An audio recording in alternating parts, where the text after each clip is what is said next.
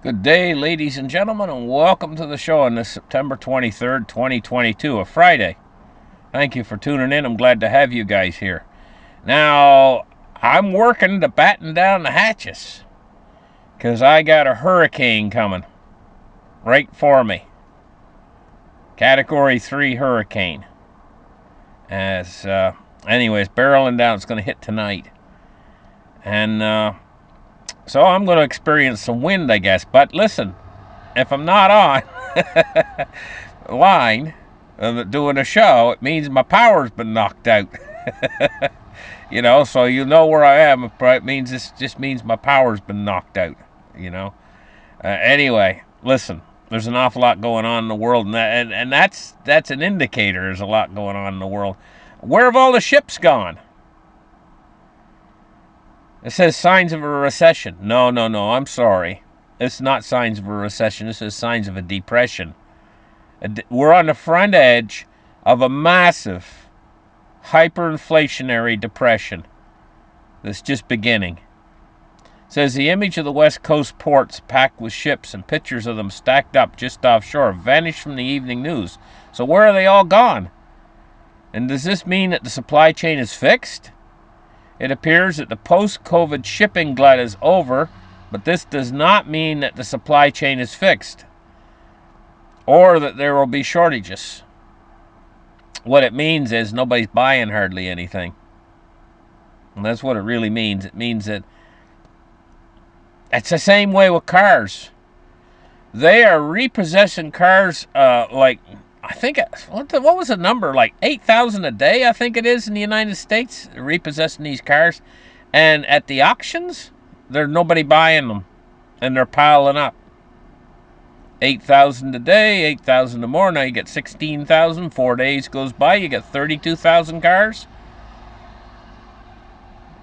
So yeah, what are the banks going to do? Because each one of those cars represents a non-performing loan. It's money. Okay? I got to go into a quick explanation for you guys. I'm just going to take a minute to go into this quick explanation. How banks have the power to create money from thin air when they make a loan. But the problem with this is it's only a one-way power. It only works one way. When they loan the money out, they've created the money. And then they have to put it on their books. The bank does. They have to write it down and say so-and-so owes us, say $8,000. Okay? And now the bank has a profit of $8,000. But if that person doesn't pay them back, suddenly the bank has to make up for that lost money. They can't just write it off. It stays on their books, and it represents a hole that they cannot repair. This is why banks are careful about lending money out. These are called non-performing loans. And there's only one way that they can make up for that money then, if they got too many non-performing loans. The bank. They have to do one of two things, either a bailout or a bail-in. Now, up until now, the governments have been bailing them out, which is giving the government giving the bank money. But they're giving them your tax-paying dollars. That's what they're giving the bank. Now, there's another thing called a bail-in, and that's when the bank steals from your accounts in the bank. They take a certain percentage of everybody's account in the bank to pay off these non-performing loans. But either way, when the banks get stuck with too many non-performing loans, they suddenly have a giant hole in their books that they can't fill. And that's what each one of these cars that's being repossessed, because people can't make the payments, and then they can't sell them. They can't recoup anything. And then there's warehousing costs. They have to park these cars, storage lots, and everything else. Charges there to the bank. And the bank's suddenly on the hook for these banks can suddenly get in trouble. But now, now we're looking here at the shipping and everything going down, but there's a lot more going on out there right now. And part of it is the housing market. Nobody's buying anymore. Suddenly there'll be a lot of houses on the market, and then prices will start to drop. Then the next shoe drops in this whole thing. where as housing prices start to drop, people don't pay their mortgages, and suddenly we got the same thing as happened in 2008 happen all over again to the banking system. At the same time, a lot of investments in the upper end of the financial system, because we got the market starting to crash, the whole house of cards is basically starting to come down right now. That's basically what I'm telling you guys.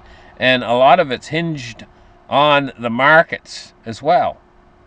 Well, you know what a big trouble it made back in the 1929 when the big stock market crash happened. This is a market crash I'm expecting to be on a magnitude of the 1929 stock market crash. And of course, they're going to have to stop that train because it'll fall by 90% if they let it. Margin calls will go out. You know, I mean, the whole system will start to go on something called mark to market. And that means what you think things are worth are not really worth what you think they're worth if you have to sell them immediately. It's called a fire sale, and that's mark to market, basically. And that can happen to the entire system as it melts down. And then on the other side of that coin, you have the Fed, which has an unlimited printing press, that they can't let the system melt down like that. They have to step in at a certain point, because the meltdown would be to the point where it would just flatten the entire system. So they have to step in. And when they step in, then we're going to tear off in the opposite direction toward massive hyperinflation. And this is a horrible situation that we're in right now. But then on the other side of this coin, too, we got this war going on over in Ukraine, which could erupt into something bigger, too. We got terrible problems in the world. Let's take a look at the silver price today. 1901 is down 61 cents. Now, you know what I heard? I was looking at a show Monaco 64 was doing, you know. And on his headline, his title page on the show, it said that Shanghai Gold Exchange, from what I hear, is selling gold higher. They're charging a premium. Now, I haven't done my research, so I think he's a pretty thorough researcher, so he's probably correct about that. I'm just stating what I saw on his headline on this channel. But you know what that would mean if that's true? And it probably is. If it's on Monaco's channel, it's probably true. You know what it means? It means that there's going to be a chance for arbitrage in the gold market. It means if they're still playing this game, and it looks like they are, look, down 65 cents on silver today. If they're still playing this game, there's soon the Shanghai Gold Exchange is going to make room for arbitrage or whatever, and they're going to want physical delivery. If nothing else, just if that gets too big. In other words, if the premium gets too big, and these guys are still holding the price down, people are going to want to stand for delivery. What does that mean? Well, we already see it, I guess, from the London Bullion Exchange. The LBMA, they are reducing inventory. It's just flying off the shelves. That's what I'm hearing anyway.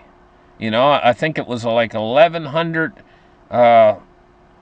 It was 1,100,000,000 ounces or whatever, and then the next month it was like 1 billion ounces, and then it was like 900 million, and then like 800. That's what's happening with the London bullion market right now. It's starting to disappear, and it could disappear a lot faster. And poof, gone. Then you got yourself a real silver shortage on your hands here. And the only people that have silver is out in the east, you know, like the Shanghai Exchange. Maybe they'll have silver, but at what price? You know, I mean, here's the thing. They deal with real metal over there. They just don't deal with a whole bunch of piles of paper like they do over here in the COMEX. Anyway, the paper price has been determining the price for years. And all it is a big piles of paper everywhere. Paper, silver everywhere. And that makes it look like there's tons of silver out there when there's not. Let's take a look at gold. There's a lot to get excited about right now because there's a lot of troubles. 1646 down $24.70. You know, I mean, you got holders of SLV, GLD, and they're selling into the market because the market's going down. They're having to make calls and stuff. You know, I mean, it's just like cryptocurrency today. We're looking at Bitcoin at 18,937 today, and Ethereum at 1306. Let's take a look at the Dow. Refresh the page. Down 368 points. Now we've cracked below the 29,000. The crash is occurring right now, guys. It's happening right now. It's just in the early stages. It's not real deep yet, but it's going to become apparent to everybody out there very soon. It's just going to keep rolling down there. And at a certain point, they're going to say, oh my goodness, people are going to wake up and say, hey, the market's crashing. You know, market crashes. If you just take a look at it, you can see the crash on the chart here. So people are saying, when's the crash going to happen? When's the crash? We're in it. We're in it. We've been in it for a little while now. Just look at it. It's going straight. Is that arrow right here? Okay, let's put it on. Let's take a look and put it on here. Is that going pretty much? Now look at that right there. Okay. That's going pretty much down as pretty darn fast, if you ask me.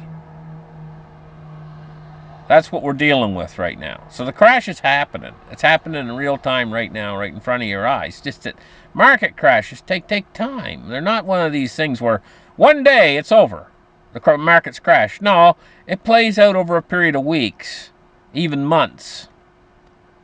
I think the worst part, just the worst part of the 1929 crash lasted like 6 weeks. Took 6 weeks to play out. Okay? So it's not an overnight thing, you know. Taking a look at oil today, oil's down 357. Now, see, that's a bad sign that we're in the crash right there. Taking a look at the MOVE index today, 131.93. So the MOVE index has been staying fairly stable. It's about the only thing that's been staying stable lately. Bonds and rates today, we're looking at yields are basically not moving much today. But the U.S. 10-year is at 3.7 now. It's heading for 4%. And the U.S. 30-year is at 3.61. So we got a total inversion here. Actually, yields climb as you move into shorter durations.